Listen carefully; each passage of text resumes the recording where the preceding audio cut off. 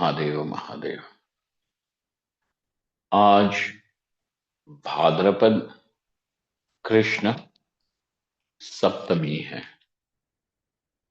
परंतु रात में अष्टमी लग जाती है और इसीलिए स्मार्त आज रात को ही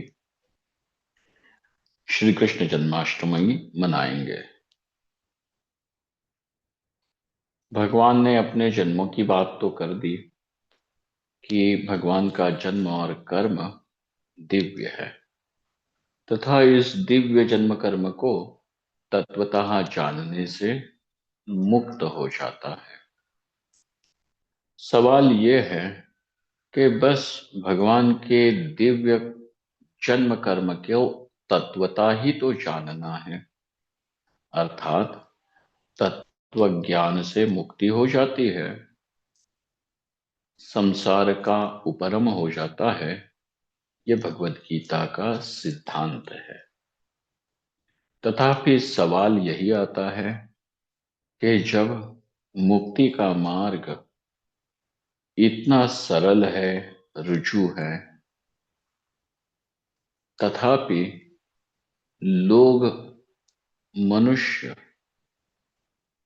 जो दुख से मुक्ति चाहता है वो भगवत तत्व को क्यों नहीं जानता अथवा जानना चाहता। ऐसी क्या बात हुई है कि जिसके कारण अब मनुष्य भगवत तत्व से अथवा तत्व ज्ञान से विमुख हो जाता है। तब भगवान 7वें अध्याय में ये कहते हैं, इच्छा द्वेष समुत्थेन द्वंद्व मोहेन भारत सर्वभूतानि सम्मोहम सर्गे यान्ति परन्तप। देखिएगा, यह इसका मोहित होना, मूढ़ होना, शरीर आदि में आत्मबुद्धि कर लेना और इस सर्वव्यापक सर्वसत्ता रूप परमेश्वर को नहीं जानना,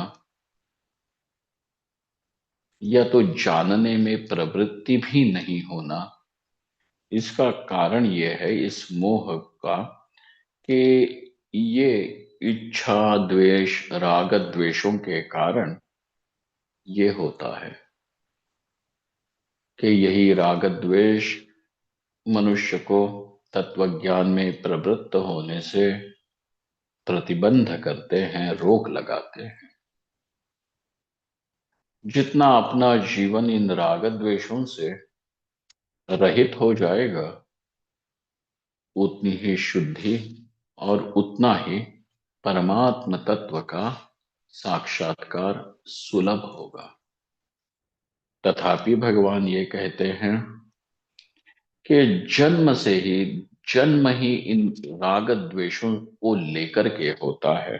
सर्वभूतानि सम्मोहम सर्गे यान्ति परन्तप। किंतु ऐसे भी कुछ लोग हैं, ये शांत्वन्तगतम पापम जनानां पुण्यकर्मणाम ते द्वंद्वमोह निर्मुक्ताः भजन्ते मां दृढ़व्रताः। देखिएगा, जिन लोगों का पाप क्षय हो चुका है, तो पाप क्षय का कारण केवल भोग ही नहीं है, उनके ऐसे कुछ पुण्य हैं।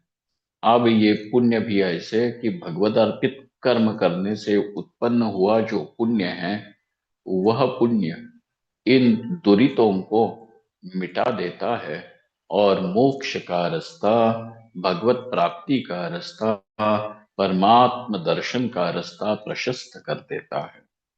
जरा मरण मोक्षाय मामाश्रित्य यतन्ति ये, और सर्वाधिष्ठान परमेश्वर को ही आश्रय करके आप वे अपना मोक्ष मार्ग अतिक्रमण करते हैं।